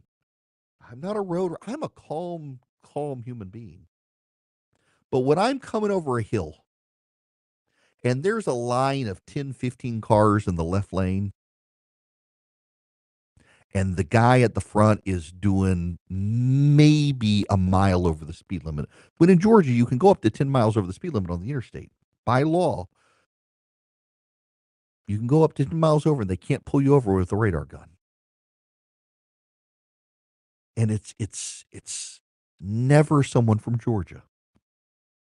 And they're doing, and typically it's like they are dialed in their cruise control, and it is exactly 70 miles an hour and 70. And there are some of you out there, well, it's the speed limit, and you shouldn't be even faster than that anyway. That's not the way any normal human being drives. It's the speed limit. You're not allowed to drive, so I'm going to stay left lane. It's my taxpayer dollars. I run you off the road. The left lane is for passing. It's not for you to drive. It's for you to pass. I myself go past cars and get in the middle lane, and I drive. And then I come up, and someone's going to say, I get in. But inevitably, there's somebody from Florida who thinks that it is a very large female. No, listen, I'm just saying, in my experience, it's either someone with a Florida license plate or it is an extravagantly large female who has been like pried into the driver's seat of that vehicle and can't get out without jaws of life, who is in the left lane. And that person is like, I own it. My taxpayer does. I paid for this lane. I am not. That lane is for passing. It is not for you to drive 65 miles an hour. But all I want is the blue lights, legislature. Just me. No one else. Just me. And I'll take care of the roads for you. The other thing I want is the end of the camera. So the prior Speaker of the House had a family relation, as I understand it, who lobbied for the school cameras in Georgia. And they actually passed law after the legislature technically was supposed to have adjourned. It was the very last thing. They slid it in at the very last minute. People thought they were done, and it was scammy how they passed this law. So now in parts of the state, there are speed cameras. They're for the children, you know. Well, it turns out in my county where I live, they've raised like $5.6 million. And they say it's for school safety. It's for the children. We're gonna make it all safer with these school cameras. We're gonna make it all safer. None of them children on the roads are gonna be. And, you know, they're putting them up at schools where there's not even a sidewalk in front of the school. It's for the kids' safety, and they're making the kids walk on the streets. I think not. There aren't any kids available. And well, it turns out, you know where this 5.6 million, this is one county, y'all, in the middle of Georgia. One county, 5.6 million extra dollars raised on these cameras for safety. Do you know where they're putting the money? The general fund. It's not actually going to school safety. It's not actually going to save the kids. And you know that this is the scam. This is the thing that thoroughly pisses me off. By the way, I've never gotten a ticket for one of these things. Never. Here's what really makes me mad is they keep the cameras going even when the flashing lights are off. So it says 25 miles an hour for school zone and the lights are flashing, the cameras are on. Those lights go off and suddenly you're back to the regular speed limit. Oh, no, sirree, Bob. They keep the traffic cameras running to give you speed trap tickets. You know how many teachers I know? In fact, I know more teachers coming out of school after school who've gotten tickets than anybody else, disproportionately. And they say, oh, it's for the children. It's for the children. Well, then put the money in a safety fund, build sidewalks, and encourage walking to school. But they're putting these cameras in front of schools where there are no children who will be walking to school. It's a scam, and we all know it's a scam, and I'm brave enough to tell you, you know, we've had the lobbyists call, oh, no, it's actually for the safety of the children. No, it's not, because then the money collected would be going into a safety fund, and it's not. And also, you're putting the cameras in front of schools where there are no pedestrians. So get rid of the cameras, please. That's my other pet peeve. But there's a big one, and this is the national one. I've digressed with my personal pet peeves. I apologize. I am a professional, but hey, my legislature is meeting today, and I happen to have the biggest microphone in the state of Georgia. But this is the big one for all of you. Because Oklahoma, you guys are dealing with it. Texas, you're dealing with it. Florida, you're dealing with it. Las Vegas, KXNT, you guys are dealing with it. I was in Las Vegas a couple of weeks ago. And do you know what I saw? Morgan & Morgan billboards in Las Vegas. Morgan & Morgan is a law firm from Florida, and their billboards spread like viruses as they enter states that do not have tort reform. Now, you don't know what tort reform is, so we're going to call it ambulance chaser reform from here on out. And states need ambulance chasing reform because you all know what ambulance chasers are, and none of you like them. And Morgan & Morgan, they're a bunch of ambulance chasers. I myself was a personal injury attorney, and I understand that there are times that people get injured, and it is not their fault. It clearly was negligence on the part of someone else, and you have to sue them to be made whole. I understand that. But then there are very stupid rules. Back in 1980, Jimmy Carter was president of the United States. And Jimmy Carter and the federal government insisted on seatbelt laws. Now, Jimmy Carter and the federal government couldn't write seatbelt laws because, well, the police power is a power of the state. So what they essentially did is said, we're going to start withholding federal tax dollars from your states if your states don't mandate seatbelts. So the good old boys, all Democrats in my state, passed a law that mandated seatbelts. But they also did something else in the law, and they said, if you're not wearing your seatbelt, now I need every single one of you everywhere, those of you in Rio Linda, this one, you got to wrap your mind around this one. You got to fire up every brain cell in Rio Linda here. If you're in a car wreck and you are not wearing your seatbelt, in the state of Georgia, it is against the law for that to come up in court. So you get rear-ended in a parking lot. You're going 5 miles an hour. The person who rear-ends you is going 5 miles an hour, 6 miles an hour. You're not wearing your seatbelt. Had you worn your seatbelt, there would have been no personal damage whatsoever. But because you weren't wearing your seatbelt, you got hurt. The person who bumped you at 1 mile per hour faster than you in the supermarket parking lot is not allowed to point out in court that had you worn your seatbelt, you would not have been injured. It's against the law. Not allowed to do it. Is that not the dumbest thing ever? Can they not even get? I mean, we need ambulance chaser reform. Here's what's happening in multiple states. Businesses and individuals can't get insurance anymore. House insurance rates are going, homeowners insurance going up, business insurance going up. Those of you in the state of Mississippi, do you know how few gynecologists you have left in your state at OBGYNs? You in the state of Mississippi, you could lower your health insurance costs if you would actually enact meaningful ambulance chaser reform. Because what's happening is you give birth to a child in Mississippi. God forbid there's something wrong with the child. It could be that the mama smoked crack and she's going to sue the doctor and claims it was the OBGYN. And they're going to have to defend the lawsuit. Even if it drags all the way out, goes through discovery, and turns out mama was a crackhead, it still costs to the doctors because the ambulance chasers have no impulse control. We've got to have ambulance chaser reform. It's driving doctors out of states. It's driving businesses out of states. Do you know my state in Georgia, we have a trucking industry. It's collapsing. Do you know why? Because the ambulance chasers are suing the truckers for things that aren't even the truckers' fault. But when you get sued as a trucker in the state of Georgia, you got to defend it. Even if it's a nonsense suit, you got to defend it. And oftentimes, as someone who is a lawyer, I can tell you every lawyer in the state is going to tell you. Oftentimes, they call it the cost of doing business. Just give them money to settle. Give them money to settle. The ambulance chasers sue over anything. The hot coffee at McDonald's. Ambulance chaser. The crackhead gave birth to a deformed baby. Got to sue the OBGYN that delivered the baby. Ambulance chaser.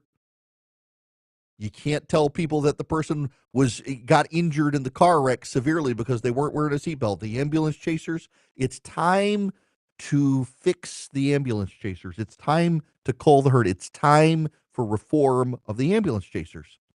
And you know, the good little Chamber of Commerce stuff out there, they say, tort reform, got a tort. I don't know about y'all, but I like my torts with a little caramel and some chocolate. I love me a good little tort. Nobody knows what the heck a tort is. I know what a tort is because I went to law school. I got a great grade in torts. That's right. I was the one who had to brief the Fallcraft decision. Yes, it was my day in class. That is the negligence case involving no less a railroad. They always involve a railroad. It's time for ambulance chaser reform. People's insurance costs are going up nationwide because Republican legislatures have too many trial lawyers who make so much money being ambulance chasers in the offseason from politics that they can't cull the herd. And the problem here is we're losing doctors in states. We're losing insurance companies in states. Look at California losing all the fire insurance companies because the state wouldn't let them raise rates. So they had to stop. They're like, we can't insure these houses anymore at this rate. We got to leave. In Georgia, in Florida, in Texas, we got the Morgan and Morgan virus creeping in. The ambulance chasers are coming, suing everybody. And businesses are closing up shop. Homeowner premiums are through the roof. We don't need tort reform. We need ambulance chaser reform. There are people who, through no fault of their own, get injured. And the only way to get recovery is to sue, and that's unfortunate. But there are a whole lot of people out there filing frivolous lawsuits. We've made it so easy without penalty to file frivolous lawsuits. The lawyers are getting rich. The ambulance chasers are chasing every ambulance. It's time to rein that in. Just for those of you in Georgia, in addition to my blue lights, in addition to getting rid of the school cameras, just get rid of the law that prohibits a lawyer from pointing out the idiot wasn't wearing a seatbelt. Just start there. There's more to do, but start there. That's low-hanging fruit. But, when you start seeing Morgan and Morgan billboards in your state, the ambulance chaser virus is spreading. And you got to do something. Otherwise, your doctors are leaving, your trucking companies are leaving, and nobody's going to be able to get insurance at a reasonable rate. You're driving up people's costs to protect the ambulance chasers. Stop it.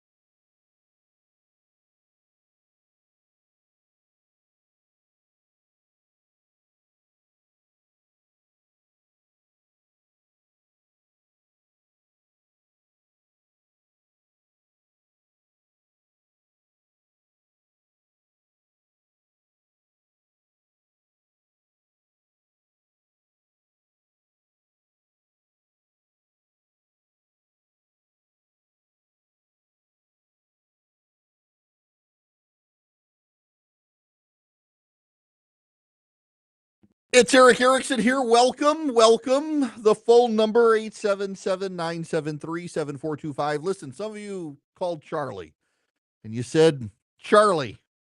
Maybe you said low T. I don't know. Charlie, it's not working. I tried Army to 33777. Here's the problem. So many of you tried at one time, you crashed the system. So if you're in Florida, text the word Army to 33777. You'll get a link back. Fill it out. I need your name, your zip code, your email address so that I can email you, and we will fire up the call to action so you can call your state representative and say, honor Ron DeSantis' special session request. We need a special session. Yes, please. Have your legislator side with Ron DeSantis. Y'all, for those of you slackers who go to Starbucks, the glory days of sitting in a Starbucks and not ordering crappy coffee are over. I personally take my own coffee to Starbucks because Starbucks coffee is garbage. I have discovered I'm okay with the flat white with the extra shot of espresso. The coffee at Starbucks, they've actually gotten better, but it's not good. The coffee at Starbucks is garbage. There's so many great mom and pop coffee shops in America. I don't understand people who want to go to Starbucks when there are so many sole proprietor, small business coffee shops. You got Dancing Goats in Atlanta and Reb Coffee. You got so many around the country. They're just mom and pop shops or very small local franchises. Starbucks now saying you got to order coffee if you want to be in their store. So don't go. Go somewhere else. Now, I got to tell you about the Eden Pure, and it's the Gen 40 heater. They actually sent me a script for this. I don't need the script. I just need the discount code from the script. I don't need the script because I've been using the thing for 2 years. I got it in my office. It's an oscillating fan that also has an infrared heater in it. So it's got convection heat and it's got infrared heat. It heats up. I'm in a very large room and it keeps me absolutely toasty. It's got a remote control. In fact, I can turn it on. You can't hear it. It runs so quiet. Listen, you can't hear it. It's quiet. It works. It oscillates.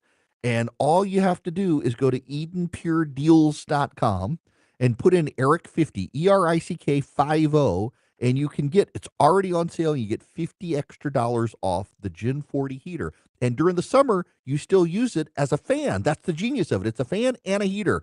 EdenPureDeals.com, the discount code Erick50, Erick50 at EdenPureDeals.com.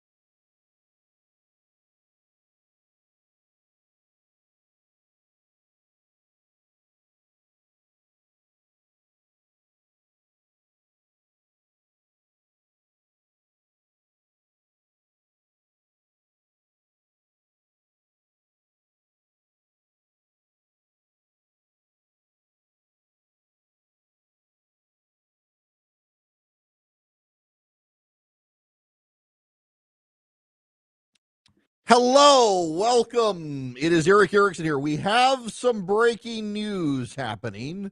Let me bring you the breaking news. Joe Biden has decided he wants to lift Cuba's state sponsor of terror designation before he leaves the White House. Now, this is notable because Cuba actually is a state sponsor of terrorism and has a massive spy operation inside the United States. But the communists inside the Biden administration want to play nice with the communists. Also, Israel and Hamas have agreed in principle to a ceasefire and a hostage deal. The draft deal has been agreed to in principle. It's got to be finalized. The Israeli government will have to vote for it. Implementation of the deal will be this week. Essentially, while they're claiming lots of credit for the Biden administration, the Hamas and the Israeli government are noting that Donald Trump has been highly influential behind the scenes. I will also say that the Israelis are not big fans of the deal. They feel like it's very similar to the bad deal Biden offered, but with Trump coming into office, they trust the terms more than they did with Joe Biden. So that's shaping up out there right now. I gotta go off onto something that, well, let's just be honest here. None of us really watch MSNBC except on election night, but I gotta play this clip for you. This bugs me. Joy Reid is a horrible human being. And I've said that now 3 times today. Andrew Tate, Robert Kennedy Jr., and Joy Reid. And it always, there's like a ping in my conscience when I say someone's terrible. We're all created in the image of God. Because we're all created in the image of God, there's something we can all learn from each other. That's a lesson I took from the theologian Tim Keller. And he and I actually had phone conversations about this very point. That he oftentimes got criticized by partisans on the right for being friends with some very liberal people, sometimes with atheists. And by the way, his point is right. If everyone is created in the image of God, we all reflect God in some capacity. And if we're not willing to spend time with one another, we're going to miss how each person in some way reflects God. And it's true. But also, I don't want to hang out with Adolf Hitler or Andrew Tate or Robert Kennedy Jr. or Joy Reid. They may in some way reflect God, but I can find his reflection in other things. They're just not good people. Andrew Tate just a week or two ago was talking about raping women or some such, abusing women. Robert Kennedy Jr., and we've been over his, personal life. He's just a disgusting human being. And of course, there's Joy Reid. And Joy Reid, let me just play you this clip of hers. But the worst part, other than the fires themselves, has been the lies. Though if there is one thing the billionaire right is, they are consistent. They want California, America's biggest state economy, because if they can take California and retrofit it with their ugly right-wing policies, the way they've ruined Florida and Texas and every other red state where poverty rates are high and education is warped and non-white immigrants, pregnant women, victimized girls, and LGBTQ folks live in fear, then the fight for permanent control of America is basically over.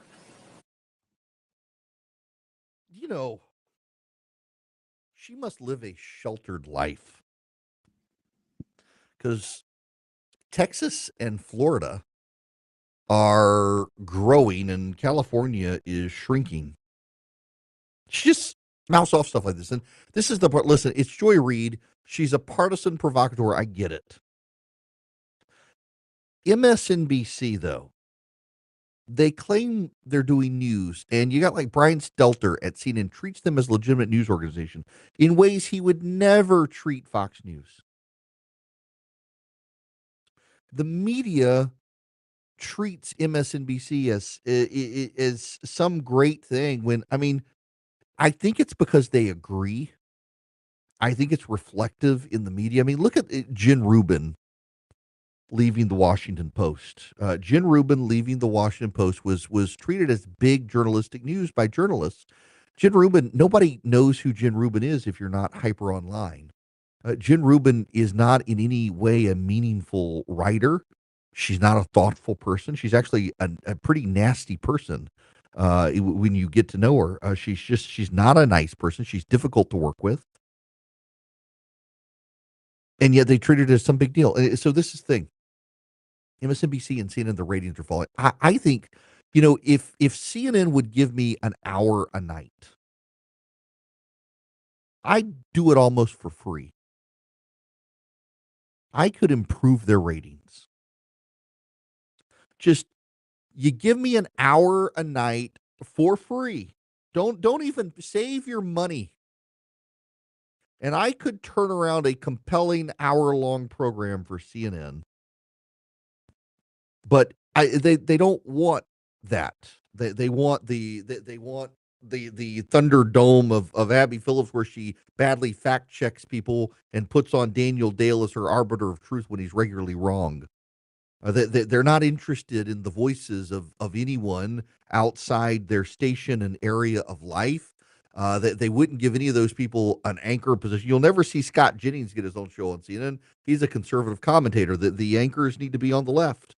Their worldview needs to be of the left to a degree. And look, I got a lot of friends at CNN. I love them. They're dear friends of mine, some of them. But I also think they're to the center left. They're not definitely center right. Their worldview is of the cosmopolitan elite of New York and D.C. They don't relate to people like you and me. And a lot of those people look at MSNBC and they're willing to give it a pass. You got Joy Reid on MSNBC prattling absolute nonsense, some sort of apartheid system in Texas and Florida. Those are the states gaining population. And by the way, the gains they're making are multiracial. To have a news network have someone like that, if she were on Fox News saying this stuff, Brian Stelter, Oliver Darcy, and all the people at CNN would be having the vapors. Conniption fit. Why do you get a pass on MSNBC? You get a pass on MSNBC because the people at the other networks agree. Honest to goodness, I look at the ratings of CNN and MSNBC, and I think they need me. Not as a commentator. Give me a show. 1 hour a night, 5 nights a week. I could improve your ratings. And you know what I would do? Just cover the stories they don't want to cover and cover the stories they are covering from the angles that they're missing. That's part of the problem with the hive mind of the press. For example, Jack Smith. Where's the conversation on CNN about it's appalling that the news media would treat the pronouncement of a prosecutor that Donald Trump would be convicted as if it's the gospel truth? Instead, they're running with the headline. What about the stories of the people in California who were hamstrung in their efforts to deal with fire prevention because of the environmental officials in California? Instead, we're just going to give the mayor and the governor and the bureaucrats a pass. We're going to blame climate change. I mean, the conversations at CNN and MSNBC about how this is all climate change. Okay, you know what? Let's even assuming climate change is real. And actually, I've gone from being highly skeptical of climate change to thinking, if there are 7-8 billion people on planet Earth and we live in a symbiotic stewardship relationship with Earth, of course we're going to affect the climate. The climate's always changing, but surely we're having some level of impact. But even so, what's the immediate precipitating event? Is it climate change, or is it the fact that the Santa Ana winds have been around for a very long time, documented as far back as the 1700s, and even the Indians in the 17 and 1800s before the Industrial Revolution documented how those mountains would catch on fire? This isn't something new. Have all these conversations about climate change. What about prevention? They talk about, the oceans are rising. Look, Miami is flooding. They want to focus on that and not the fact that the buildings in Miami have been sinking a centimeter a year. Give me a TV show where you can talk some common sense into people. Definitely, that would improve the ratings over and have a show from the middle of Georgia as opposed to Washington and New York, where the rest of the country clearly no longer cares what those people think. The news media is, they're a bunch of elitists these days, and they don't understand that you're not in charge of the truth anymore. In fact, to some degree, they thought they could control the truth through the shaping of a narrative, and they can't. It's just, and then you give people like Joy Reid a pass. It's profoundly disturbing. For example, Senator Blumenthal was on MSNBC and went after Pete Hegseth. Let's be very clear, Nicole. Even with what we know in the public record so far, he is probably the most unqualified nominee for a position of serious consequence in the United States government in recent history. It would be unserious, a joke, except that the position is so consequential, commanding 3.4 or more million Americans dedicated to our national. Now that's dedicated to our national. That's Richard Blumenthal, senator from Connecticut. This is the New York Times, May 17th, 2010. At a ceremony honoring veterans and senior citizens who sent presents to soldiers overseas, Attorney General Richard Blumenthal of Connecticut, running for the Senate at the time, rose and spoke of an earlier time in his life. Quote, "We have learned something important since the days that I served in Vietnam," Mr. Blumenthal said to the group gathered in Norwalk in March 2008. "As you exemplify it, whatever we think about the war, whatever we call it, Afghanistan or Iraq, we owe our military men and women unconditional support. There's just one problem. Mr. Blumenthal, a Democrat now running for the United States Senate, never served in Vietnam. He obtained at least 5 military deferments from 1965 to 1970 and took repeated steps that enabled him to avoid going to war, according to records. The deferments allowed Mr. Blumenthal to complete his studies at Harvard, pursue a graduate fellowship in England, serve as a special assistant to the Washington Post publisher Katharine Graham, and ultimately take a job in the Nixon White House. In 1970, with his last deferment in jeopardy, he landed a coveted spot in the Marine Reserve, which virtually guaranteed he would not be sent to Vietnam. He joined a unit in Washington that conducted drills and other exercises and focused on local projects like fixing a campground and organizing a Toys for Tot drive." Richard Blumenthal, who lied about serving in Vietnam, goes on MSNBC and thinks he is qualified to cast aspersions at Pete Hegseth.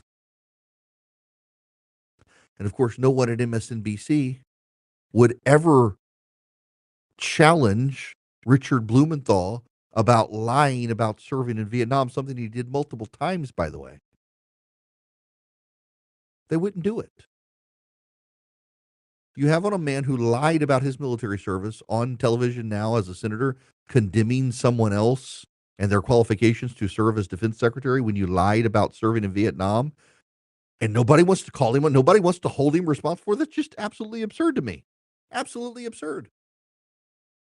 Sure, it was a long time ago, but how are you now qualified to cast aspersions on someone when you spent a political career until you got caught in 2010 building your name up as someone who served in Vietnam? But nobody wants to ask. I swear to you, people, give me a TV show on CNN, I would improve the ratings. Just by talking about the stuff no one there seems to want to talk about, and taking the angles nobody seems to want to talk about. My goodness gracious. And then MSNBC, I would, you know what? I would dedicate a segment of my TV show at least once a week, probably every single day, to something audacious and outlandish that was said on MSNBC that no one else in the media wants to call out because it's not Fox News. Good grief. All right. Let me tell you about Hillsdale College before I get out of here. Hillsdale wants to offer you. Now, listen, okay. I understand for some of you this is a little bit nerdy, but you're all nerds, let's be honest with it. And I mean that lovingly. I am too. You want to be smarter. Hillsdale College has been making people smarter since 1844. It's not indoctrination, it's actual real education, the real facts, the real history of the United States, the Constitution, C.S. Lewis, the book of Genesis, the theology and the literature combined in Genesis. All these great little classes you can take from Hillsdale College. Every class, it's usually about 6 lessons. They're about 30 minutes each. They're videotaped with professors and academics from Hillsdale College. You should experience it yourself free of charge. All you do is go to erickforhillsdale.com, E-R-I-C-K, erickforhillsdale.com.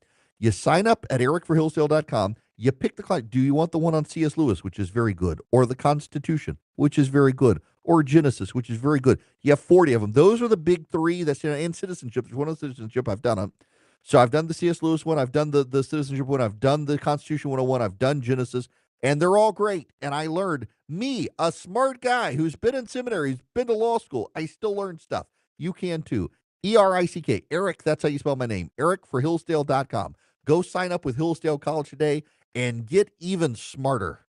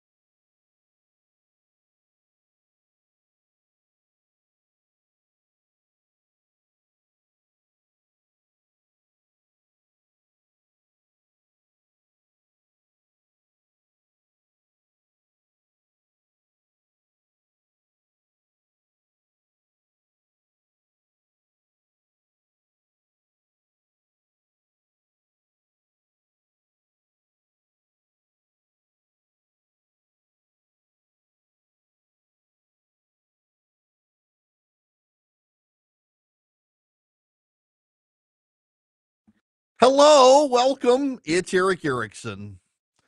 Y'all, listen, again, if you're in Florida, text the word Army to 33777. Fill out the link. If you get bounce backs, it's because so many people are trying at one time. I got a lot of listeners, and the computer system gets overwhelmed. So just keep trying. Follow the link. Put in your name, your address, your email. We need your address to be able to line you up because I only want Floridians to participate in calling your state representative and telling him or her to call the special session, join Ron DeSantis.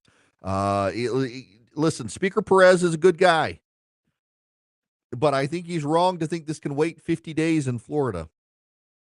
Ron DeSantis wants to move on January 20th at 12:01 p.m. when Donald Trump is fully president of the United States.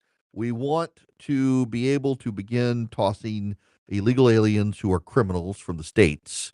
And DeSantis wants to empower the state sheriffs, the county officials to be able to help round them up and house them until they can be deported. It needs an act of the legislature. There's no reason to wait 50 days when you can call a special session and get it done ASAP.